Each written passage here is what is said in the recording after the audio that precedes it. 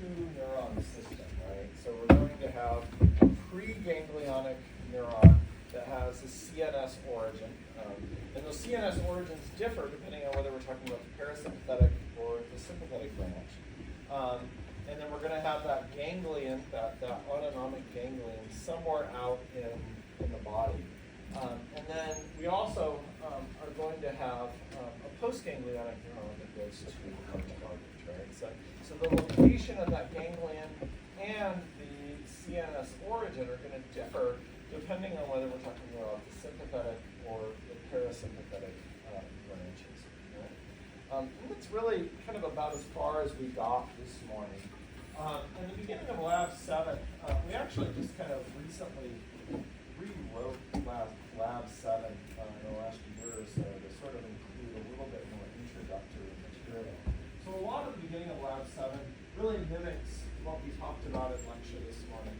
It includes a couple of diagrams that are also in your book that show some of what we've been talking about. So, for instance, here, we can see that over here, right here, we can see that the parasympathetic branch of the ANS has those cranial origins. You can see cranial nerves 3, 7, 9, and 10. And with 10 being the one that goes to the majority of these internal organs, right? Remember, that's the wanderer, the vagabond nerve that we have. And then, of course, we have those sacral origins down here, S2 to S4. And we can also see here how the ganglion tends to be close to the target organ, at least in most cases, with a fairly long preganglionic neuron, a little shorty postganglionic neuron, because those ganglions tend to be close to the vertebral.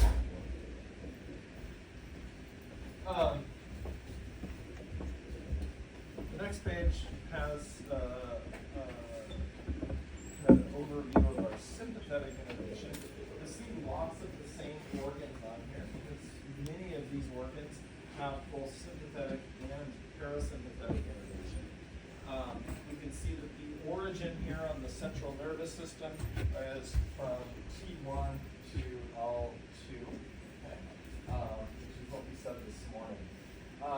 And then what I kind of hinted at, but I sort of ran out of time to really dive into, are the ganglia themselves. The ganglia do tend to be close to the CNS, very short preganglionic neurons, much longer postganglionic neurons. But what we kind of ran out of time with was the rest of the story, right, with the sympathetic, because there's definitely more to this. So that's kind of what I wanted to address this afternoon, is the rest of the sympathetic story here, because there's a little bit more here. And also to start to look at some of the way in which this kind of is put together. You can kind of think about it however you like, whatever is easiest for you. I like to think about it as the way that the plumbing is all put together here. But you can think about it as a wiring diagram. You can also think about it as just simply the way that the neurons work, right? There's lots of different ways to sort of think about it to make it a little bit easier on yourself. Let me illustrate for you, though, before we kind of go on with the lab. Let me illustrate for you what we are talking about here. So this model that we've been looking at these plexuses on also shows our thoracic region. The first thing that you'll notice is that in this thoracic region, there certainly doesn't appear to be any plexuses, right? At least not like you see the brachial or the lumbosacral plexus or anything like that. So that's in line with what we've been learning now. But what you can't see, when you zoom in on a random part of the thoracic region, is you will notice right here, you've got enlarged areas. Okay? These are those sympathetic ganglia. Okay? So this is those sympathetic ganglia that we were talking about. And as I mentioned this morning, they're really close to the spinal cord, right? They're really close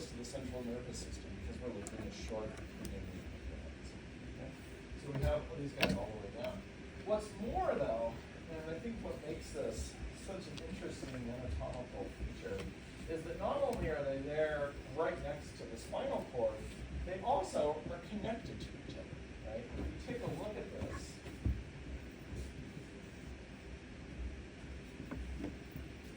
you have a ganglion right here, a ganglion right here, and then you see that they're connected to each other. When you look at each one of them, you see that they are connected to each other. Right? So we have this here, okay? What this does is it creates a chain of ganglia. Okay? It creates a chain of ganglia. So you have a ganglion right here, right? Ganglion right here. So then we have a connector. You have another one right here. We have another one right here, and so on and so forth. This is called, we often call this the sympathetic chain. We call these sympathetic chain ganglia. We have a couple of different names for them, but it's the sympathetic chain. It's a chain of ganglia. So what we want to do today is we want to take a look at what the meaning of all this, right? That's what we kind of want to look at. Is what does this mean? Why is it here? What's the importance of it? And so on and so forth, right? If we go back to our lab really quickly, you can very easily see right here, this is that chain of ganglia that we have. Okay? So what does it look like? How do we get into it? How do we get out of it? What does the plumbing look like? Right? That's what we want to pay attention to. So I'm going to move this out of my way. Let's take a look at this one.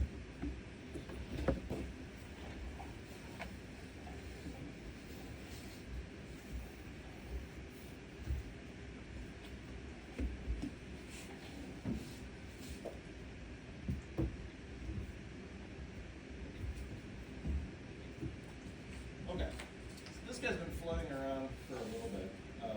You may have seen it floating on your desk. It didn't really need to be out yet, but it's out. Now we're going to use it. So what do we have here? Let's go ahead and talk about this. We have a little couple vertebrae, and we have the spinal cord right here. Okay. Let's look at the spinal cord. Should be familiar to you. We looked at it in this class. We looked at it in 50A, so it should be familiar to us. When we take a look at it, look at your spinal cord. What do we see? We see dorsal horn. We see a ventral horn. What else do we see? We see a lateral horn, right? So what region is this from? If there's a lateral horn here. Huh?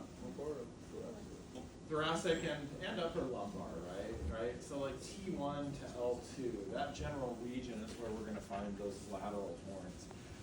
This model looks a little janky, right? But it's probably been around since any of you were born. I think it's probably been around since before I was born. It's been loved. In fact, you can see the paint's actually worn off of the two horns right here. It's been touched so many times by so many anatomy students. So it's been around the block a little bit. But it illustrates the fact that there is indeed a lateral horn there. And that's really important because that is where our sympathetic preganglionic neurons originate, right? So that's an important feature. So that alone is going to tell us that indeed we're dealing with the thoracic and upper lumbar region of the spinal cord.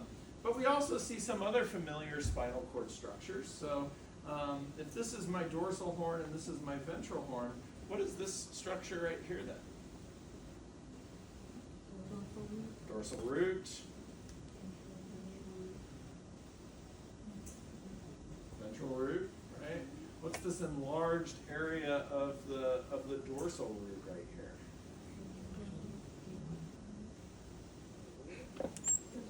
There you go, dorsal root ganglion. Say it like you mean it, right? Dorsal root ganglion. What would you find inside the dorsal root ganglion? Huh? Of what? Sensory neurons. What kind of neurons? Sensory. Sensory, there we go, right? I was looking for sensory neuron cell bodies, right? So sensory neuron cell bodies are here. That sensory information goes in the dorsal root, and then we have the outgoing motor information in the ventral, right? Now, keep in mind, right, that we're talking about outgoing motor information. That motor message can take one of two forms. It can be a somatic motor neuron that goes to our skeletal muscle and is voluntary. It can be an autonomic motor neuron that goes to our internal organs and is largely involuntary. So here we're expanding our definition of motor output to include autonomic pathways, right? We'll return to that in just a little bit. So we have sensory information here. We have motor information right here. Those two roots come together right here and form what? Spinal nerve. And what's the function of this spinal nerve? Very good. Mixed, right? You haven't forgotten. That's good. We know that our spinal nerves are really short, though. We said that the other day. And they branch into two structures. One of them continues to go dorsally. The other one goes ventrally. What are these? So what's this one? The dorsal ramus, or rami is plural. And then this is the ventral ramus, right? So the dorsal ramus, the ventral ramus, right? So we have that. But because we're looking in the thoracolumbar region, this is where we have to deal with our sympathetic chain, right? So look at this. Right here, you have a chain of ganglia, okay? Chain of ganglia. Now, if this were cervical, right, we wouldn't have this here. We wouldn't have the little loop that you see to get into it, right? This would be all cut off, and it would be a much simpler sort of an anatomy. But I guess also if this was cervical, this ventral ramus would go off and form a plexus, right? So it's complicated in its own right. But here you have this little loop that sort of leads us either into or out of the sympathetic chain. Okay? So one of our big goals in Lab 7 is to start to practice the pathway that neurons take from the spinal cord into this, in and out of the sympathetic chain, and in some cases through the sympathetic chain, right? That's our goal, is to practice those pathways. So that's a lot of what Lab 7 is. There's not a ton of hands-on stuff there. It's a lot of just practicing these pathways, really, is all it kind of is. So let's go ahead and kind of turn around. We'll explain what these structures are, but let's take a look at Lab 7 together, all right? Because we're going to go through the white ramus communicons, okay? That's the second entry point, as it were, into the sympathetic chain. So that neuron does that. It runs in here, and then it goes into the second, or into the sympathetic chain via the white ramus communicon. This is where we run into options. Okay, there's a lot of different scenarios of things that can happen here. We're going to go through a couple of them, and then I'm going to turn you loose to practice the rest of them. But we're going to go through a couple of them here. But this is one of them, and this is the simplest. Okay, we're going to see that we have a synapse between a preganglionic neuron and a postganglionic neuron. There is a ganglion here, so there are cell bodies in here. So let's go ahead and put a cell body in this space. This is our cell body right here. Okay, we're putting a cell body into that space. So we synapse, and then the axon from that postganglionic neuron is going to exit the sympathetic chain via the gray ramus communicons. And it's going to leave, and it's going to go to a target organ, which is there. So you'll notice that what we're doing here is we're essentially making a little loop-de-loop through the sympathetic chain.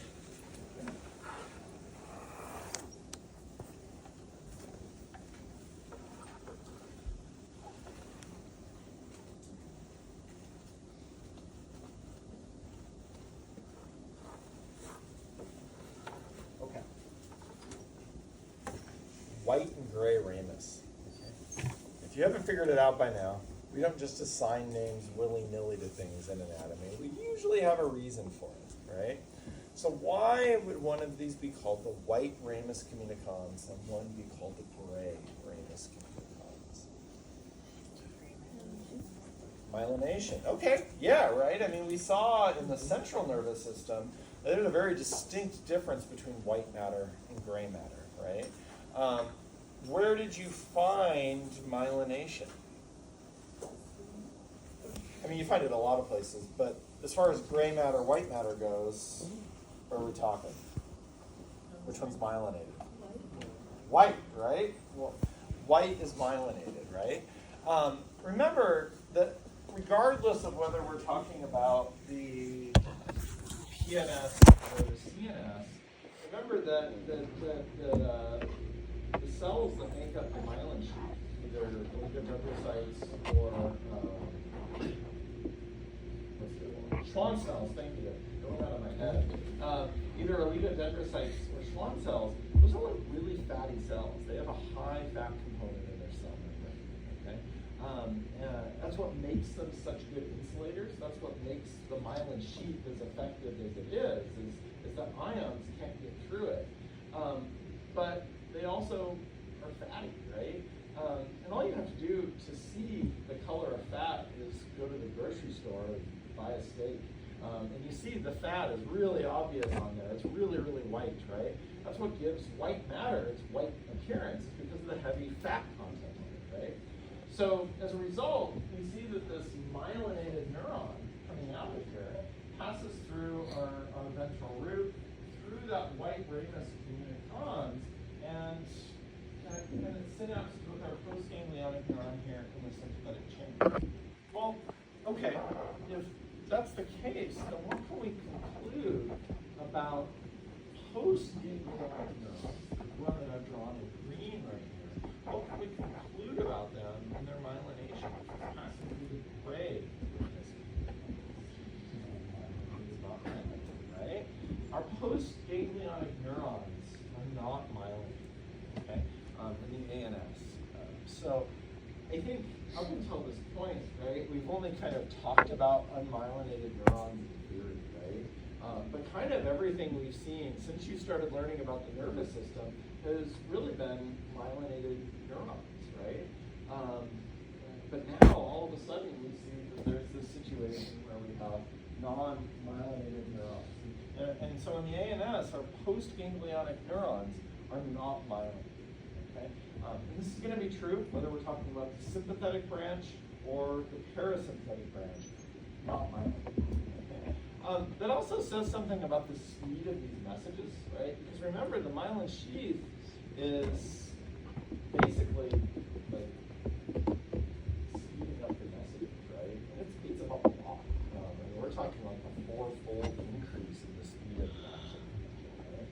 So those myelin sheaths do speed it up. So these non-myelinated postganglionic neurons slow things down just a little bit, right? But if you think about it, right, I mean, we don't have a lot of like conscious awareness of our autonomic responses, but the ones that we do have conscious awareness of, or that we become aware of after the fact, they are fast, right? Think about the extreme sympathetic response, right? The extreme sympathetic response, which would be like an adrenal sympathetic response, right? When you narrowly miss getting in that car accident, do you feel the adrenaline instantly? No, it's like 30 seconds or a minute later before its effects really set in, right? That's a little bit of a special example. There's a little bit more to that story, but it illustrates to us that our autonomic responses are not instantaneous, right? But when those brake lights came on in front of you, and you felt the need to step on your brakes, did that somatic motor response take a while? No, it was like almost instantaneous, right? It has to be, or else you're dead. So those responses have to be quick, right? If you walk out of class today and a lion starts to chase you across campus, I guarantee your somatic nervous system, right? Your muscles are going to start working real quick, or else you're going to be lunch. So those sorts of things have to happen fast. The regulation of our internal organs is a little bit of a slower process. Okay? It's not as fast as what we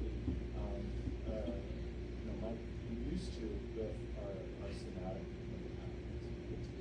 And part of that is because we're talking about okay. So just kind of an important aside, but we see it for the first time here. And again, the naming of the white and the gray ramus communicans really illustrates that. So this is a really simple example of a way in which we might see the relationship between the preganglionic and the postganglionic neurons taking the advantage of that sympathetic chain. Are there any questions about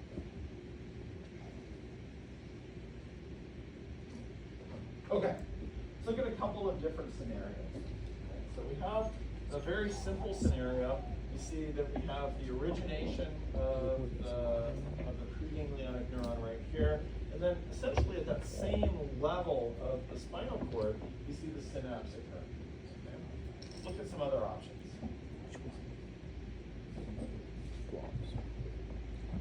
Let me zoom in a little bit, try to make this